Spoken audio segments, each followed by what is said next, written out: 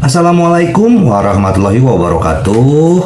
Apa kabar sobat Softer semuanya? Semoga kalian semua dalam keadaan sehat jasmani dan rohani, tidak kekurangan satu apapun. Bab 26-30. Liziran berpikir sejenak, dan penjelasan ini baik-baik saja. Jika bukan karena wajah orang besar, siapa yang akan datang untuk memberinya uang? Ngomong-ngomong, Junlin, apakah kamu seorang pelobi? Liziran memandang Ye Junlin dengan sedikit kesusahan. Iya, butuh banyak usaha. Ye Junlin tersenyum. Padahal, baginya, siapa yang tidak berani mendengarkan panggilan telepon? Liziran berkata, kamu telah bekerja keras di Junlin. Kali ini terserah kamu. Iya, Junlin telah melakukan banyak hal kali ini. Saya pikir itu saja. Li Wenyuan berkata kepadanya hari ini Ye Junlin sangat puas. Zhao Yalan tersenyum dan berkata, saya masih merasa hal-hal yang sedikit tidak nyata. Dia juga sangat menyukai menantu laki-lakinya. Dia berinisiatif untuk mengatakan kepada Ye Junlin, Junlin, kamu sudah lama memakai pakaian ini, aku akan mencucinya untukmu saat kamu melepasnya. Aku baru pergi ke rumah sakit besok dan aku perlu mencuci pekerjaanku pakaian. Oke, Bu. Ye Junlin tersenyum. Keesokan harinya, Ye Junlin mengikuti Liziran untuk mengerjakan proyek tersebut. Zhao Yalan datang ke ruang cuci rumah sakit dengan membawa pakaian untuk dicuci di rumah. Itu bisa dicuci dan didesinfeksi di sini. Yang paling penting adalah menghemat uang dan kenyamanan. Li Wenyuan tidak jauh di belakang, dan Zhao Yalan membawa semua pakaiannya ke sini untuk dicuci guna menghemat uang. Hehe, kamu membawa pakaian keluargamu ke sini untuk dicuci lagi, untuk menghemat tagihan listrik dan air? Apa, keluargamu dulu menjalankan perusahaan besar? Wanita yang berbicara berasal dari departemen yang sama dengan Zhao Yalan, bernama Guo Jia. Keduanya adalah calon wakil direktur departemen, dan mereka telah berselisih. Penunjukan wakil direktur departemen akan segera turun. Tak satu pun dari mereka bisa mengerti yang lain. Terutama Guo Jia sering menyakiti Zhao Yalan beberapa patah kata. Jangan khawatir tentang itu, ini bukan air dan listrikmu. Zhao Yalan mencibir. Setelah Guo Jia pergi, Zhao Yalan mengeluarkan semua pakaian dari tas. Ketika dia hendak membuang pakaian Ye Junlin ke dalam mesin cuci, dia menemukan bahwa saku jaketnya menggembung. Bocah ini bahkan lupa mengambil barang-barangnya. Zhao Yalan dengan cepat mengeluarkan barang-barang di sakunya. Ada korek api dan sebungkus rokok, baik korek api maupun kotak rokok berwarna hijau tentara, dan Zhao Yalan tidak repot-repot membaca kata-katanya. Tetapi jika Li Wenyuan ada di sini, dia akan mengetahuinya. Ini adalah rokok khusus untuk wilayah militer, jenis yang tidak bisa dibeli dengan uang sebanyak apapun. Harus ada hubungan untuk mendapatkannya. Yang lebih menakutkan adalah ada pola senapan sniper yang tercetak di kotak rokok, yang bahkan tidak bisa didapatkan oleh beberapa petinggi di wilayah militer. Karena itu khusus dipasok ke pasukan khusus tertentu. Zhao Yalan membuang rokok ke tempat sampah, mengerutkan kening dan berkata dengan tidak puas, mulus, betapa tersedak. Ada juga dompet Ye Junlin. Zhao Yalan berpikir sejenak, dan mulai melihat-lihat dompet Ye Junlin. Ada uang berserakan di dompet, dan foto pernikahan Liziran dan Ye Junlin. Yang tersisa hanyalah 2 kartu, beberapa chip kecil, dan sertifikat. Satu kartu adalah kartu bank hitam, dan Zhao Yalan mencibir dan membuang kartu itu ke samping. Berapa banyak uang yang Anda miliki? Bagaimana dia tahu bahwa ini adalah kartu hitam American Express terbatas di dunia, yang memiliki kredit tak terbatas dan memiliki kemampuan untuk mengizinkan maskapai penerbangan kembali ke pesawat, dan seterusnya. Ada juga kartu berwarna hijau tentara dengan hanya senapan sniper di atasnya. Adapun chipnya, dia bahkan kurang tertarik. Dokumen-dokumen itulah yang menarik perhatiannya. Dokumen merah itu bertuliskan kartu perwira militer, dan juga logo tanggal 1 Agustus di atasnya. Siapa yang ditakuti oleh kartu perwira militer, kamu di penjara. Apakah menurutmu kamu seorang perwira? Berpikir, Zhao Yalan membuka kartu itu. Kunlun, Jenderal Bintang 5, kamu apa? Tepat ketika Zhao Yalan ingin melihat nama di bawah, sebuah suara tiba-tiba datang dari belakang. Dokter Zhao, apa yang kamu lihat? Mendengar ini, Zhao Yalan dengan cepat menutup ide dan menyembunyikannya di belakang punggungnya. Bukan apa-apa, Zhao Yalan tersenyum. Guo Jia berdiri di depannya. Dia menatap Zhao Yalan dengan curiga. Oh, aku baik-baik saja. Guo Jia pergi, namun nyatanya, ketika Zhao Yalan membuka dompetnya dan mengintip ID-nya barusan, dia berada tepat di belakang. Diam-diam mengambil foto dan merekamnya. Datanglah ke tempat terpencil, Guo Jia menelepon polisi. Hei, saya ingin menelepon polisi. Zhao Yalan dari Departemen Bedah Jantung Rumah Sakit Kota Ketiga. Dia mencuri barang, itu kartu perwira militer, dan kartu bank.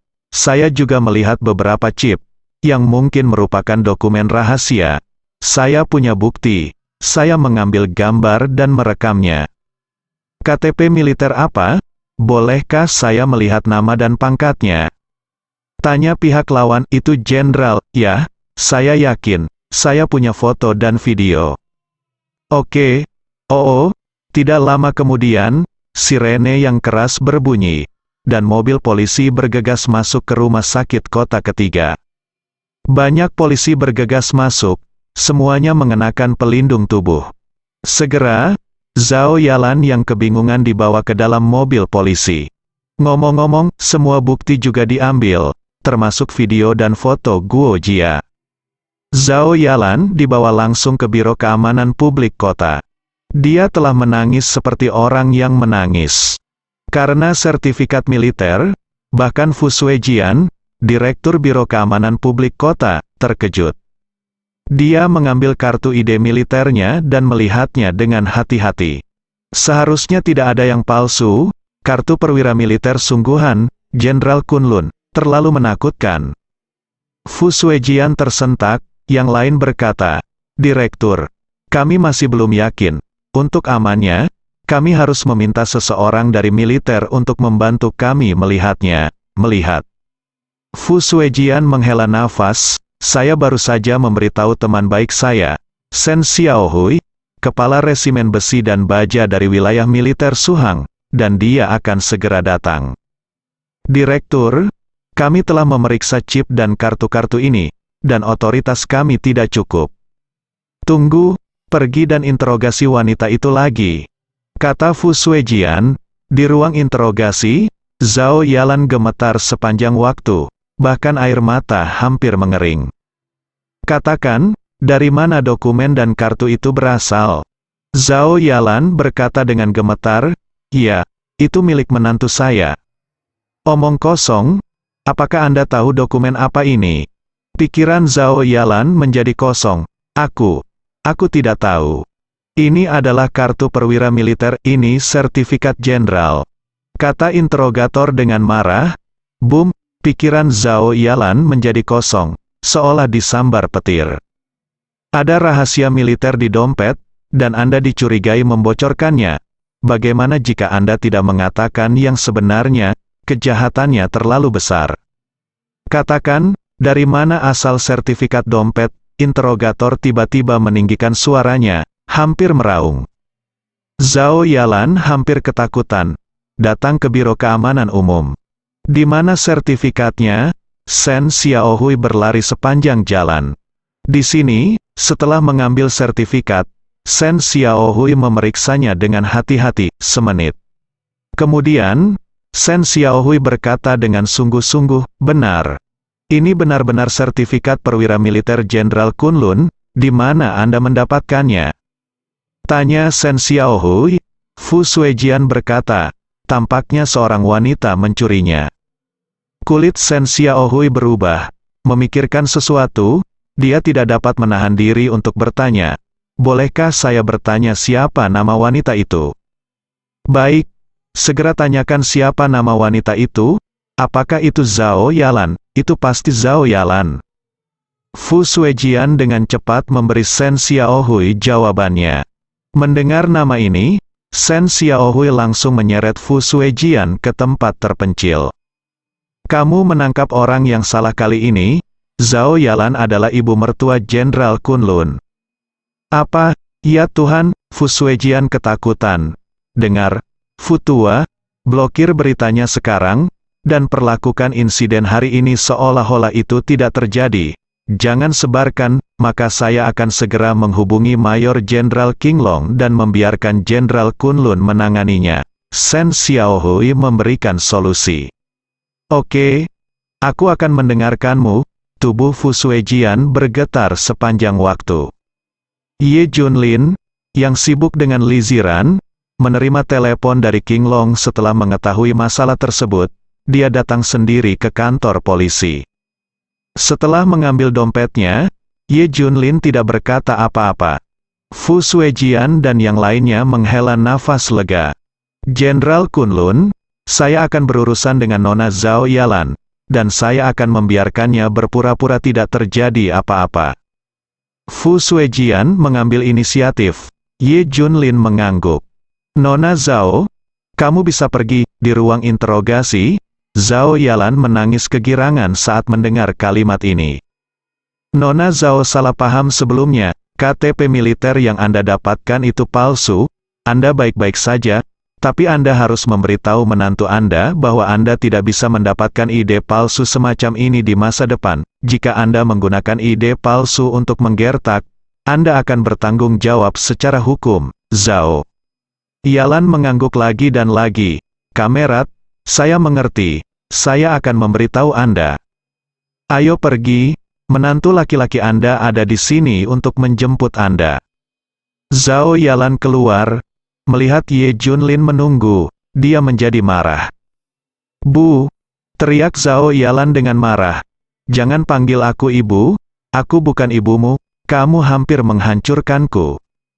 Zhao Yalan belum pernah berada di kantor polisi seumur hidupnya. Jadi dia tidak menyangka akan seperti ini untuk pertama kalinya.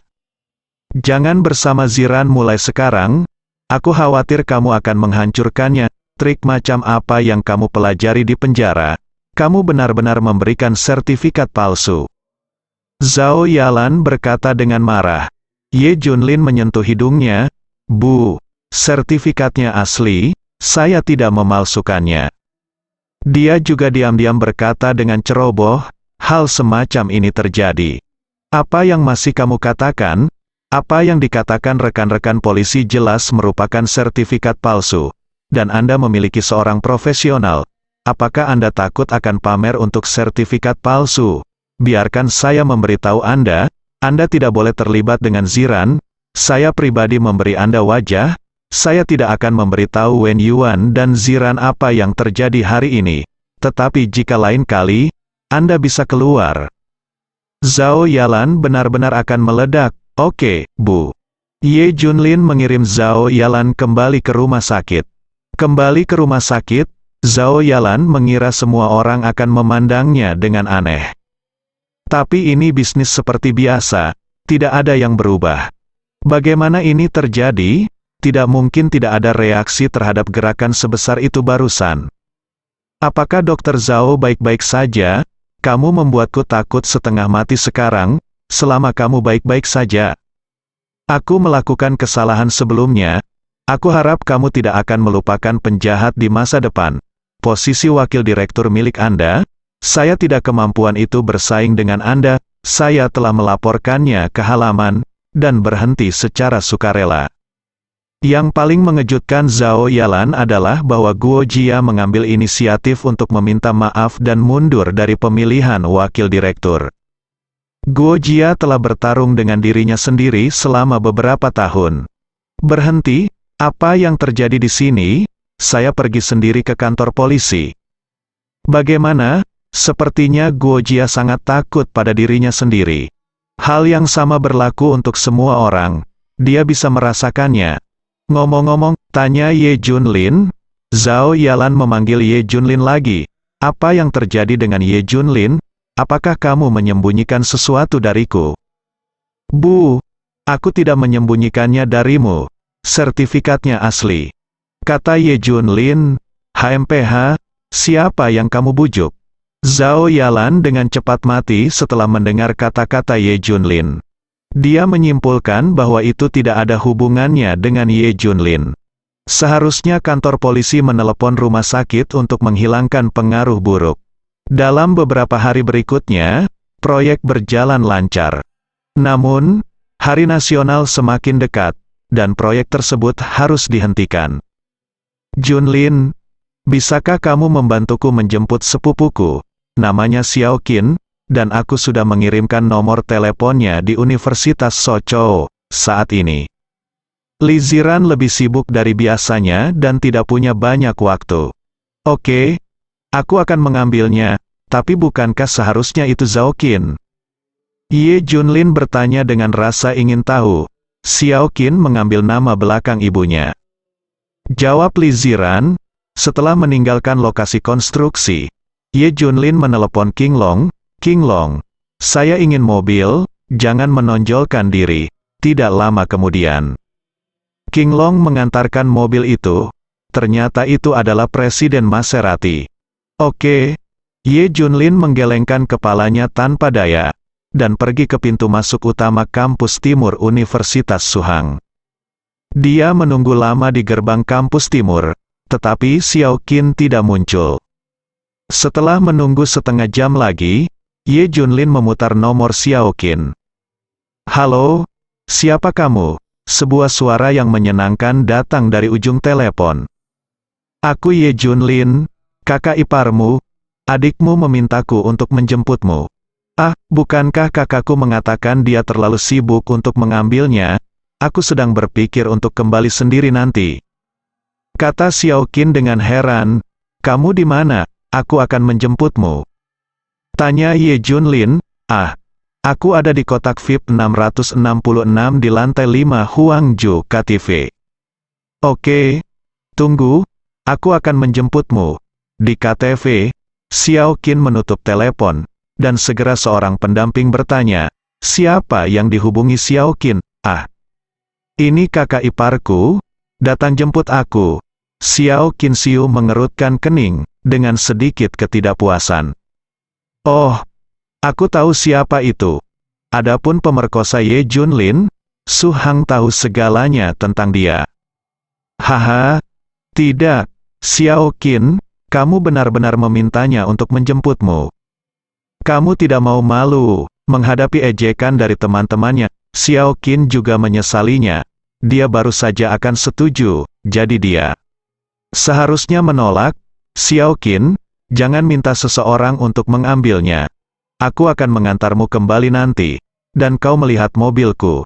Baru saja disebutkan BMW X5 baru. Bocah yang berbicara, bernama Zuo Yiji, berada di kelas yang sama dengan Xiao Qin, dan telah mengejar Xiao Qin. Keluarganya berbisnis hotel, generasi kedua yang kaya. Pesta malam ini juga diadakan olehnya. Rencananya adalah sangat sederhana.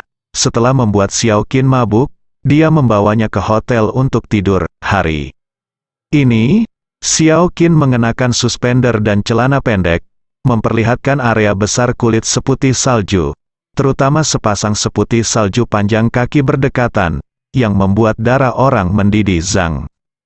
Tapi kakak iparku sudah datang. Xiao Qin berkata tanpa daya. Ayo, biarkan dia kembali. Akhirnya kita bersama. Melihat wajah Xiao Qin yang memerah, Zuo Yiji menjadi lebih mudah tersinggung. Ayo. Ayo, main game dan minum. Pacar Xiao Qin sudah diurus, dan mereka semua berteriak dan bermain game. Nyatanya, itu untuk membuat Xiao Qin mabuk. Tidak lama kemudian, pintu kotak dibuka. Ye Junlin masuk. Paman, siapa kamu? Apa yang kamu lakukan di sini? Beberapa anak laki-laki berdiri dan berteriak dengan keras. Semuanya ingin pamer di depan para gadis. Ye Junlin mengabaikan mereka, tetapi mencari di dalam kotak. Pada akhirnya, matanya tertuju pada Xiao Qin. Xiao Qin, Aku di sini untuk menjemputmu. Hahaha, Xiao Qin adalah saudara iparmu. Dia terkenal. Aku mendengar dari teman bahwa kakakmu ipar adalah seorang selebritas. Perkosaan kakak ipar? Kamu masih tidak tahu berterima kasih dan ingin membunuh orang tua angkatmu. Melihatmu hari ini benar-benar pantas mendapatkan reputasimu. Zuo Yiji tertawa, yang lain tertawa terbahak-bahak. Pada saat ini, Xiao Qin merasa wajahnya kusam, dan dia berharap bisa menemukan celah di tanah untuk menyelinap masuk. Dia mengeluh dengan suara rendah, "Mengapa kakakku memanggilnya untuk menjemputku? Aku benar-benar malu." Xiao Qin bahkan tidak ingin menatap Ye Junlin. Ye Junlin mengabaikan cemoohan anak kecil itu. "Haruskah Xiao Qin pergi?" tanya Ye Junlin. Xiao Qin mengangkat kepalanya, mengumpulkan keberaniannya dan berkata, "Kamu pergi, aku tidak perlu kamu menjemputmu, aku akan kembali sendiri. Kakakmu memintaku untuk menjemputmu, cepatlah dan pergi." Ye Junlin sedikit tidak sabar. Xiao Qin berkata untuk membiarkanmu pergi. "Kenapa kamu masih berdiri? Tuli, keluar dari sini, kamu apa? Kamu juga dijodohkan dengan Xiao Qin, sial," menghilang dengan cepat. Teman sekelas dan adik laki-laki Zuo Yiji hampir mendorong Ye Junlin. "Cepat dan ikuti aku, kalau tidak, aku tidak akan bisa menjelaskannya pada kakakmu." Ye Junlin tidak bisa melihat tipu muslihat bajingan kecil ini. Jadi dia berdiri di sana, menatap Xiao Qin. "Kamu pergi, aku bahkan tidak mengenalmu, aku akan kembali sendiri," kata Xiao Qin dengan marah. Boom! Pada saat ini, pintu kotak ditendang dengan kasar. Satu orang ditendang dan terbang masuk. "Fan Xiang, ada apa denganmu?" Menyadari bahwa itu adalah teman sekelasnya, semua orang bergegas maju untuk membantunya. Diikuti oleh seorang gadis, wajahnya merah dan bengkak, jelas baru saja dipukuli. "Ada apa dengan Sui Ying?" Xiao Qin dan yang lainnya tidak bisa duduk diam lagi, dan bergegas ke depan. Sui Ying menangis dan berkata, "Seseorang melecehkan saya setelah pergi ke toilet, dan Fan Xiang membantu saya keluar, jadi saya dipukuli." Wow. Pada saat ini, beberapa pemuda yang terlihat seperti gangster masuk.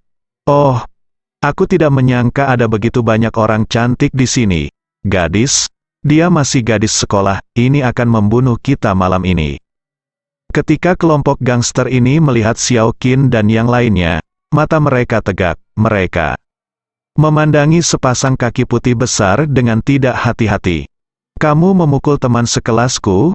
Zuo Yiji melangkah maju dan bertanya dengan suara dingin. Ada sekitar selusin teman sekelas laki-laki di belakangnya, menatap 4 atau 5 bajingan kecil dengan marah. Karena jumlah mereka yang besar, mereka secara alami tidak akan takut pada bajingan kecil ini. Di selain itu, ada gadis-gadis sekarang, keberanian mereka melonjak. "Iya, saya memukulnya. Ada apa?" Gangster dengan rambut perak di depan memandang Zuo Yiji dengan penuh minat. "Minta maaf, atau kami mengalahkanmu." Zuo Yiji ingin menunjukkan penampilan yang bagus di depan Xiao Qin. "Hahaha, saudara-saudara menertawakanku sampai mati. Berapa banyak siswa yang berani memukuli kita? Akankah mereka dapat mengalahkan kita dengan mengandalkan jumlah mereka?" Hahaha, beberapa gangster tertawa bersama. "Pergi, panggil saudara-saudara, beritahu bos bahwa ada selusin siswi di sini, ayo cepat." Saat berikutnya, Zuo Yiji dan yang lainnya tercengang. Lusinan bajingan datang tiba-tiba, dengan tongkat dan pisau di tangan mereka, melambaikannya dengan menakutkan. Mereka memblokir pintu kotak dan memandang Xiao Qin dan yang lainnya dengan bercanda. "Siswa-siswa ini, pernahkah Anda melihat pemandangan seperti itu di sana? Saya takut untuk buang air kecil." Bahkan kaki Zuo Yiji pun gemetar. "Papa, gangster berambut perak itu menepuk wajah Zuo Yiji dan mencibir. "Gila. Bukankah kamu baru saja sekarang? Apakah ini gila, saudaraku? Aku salah." Zuo Yiji segera menyerah. Tampar, gangster berambut perak itu menamparkan wajahnya. Bang, para gangster lainnya menendang lagi. Dan Zuo Yiji segera menjadi populer. Di dalam kotak, ada keheningan yang mematikan. Tidak ada yang berani berbicara. Bersambung.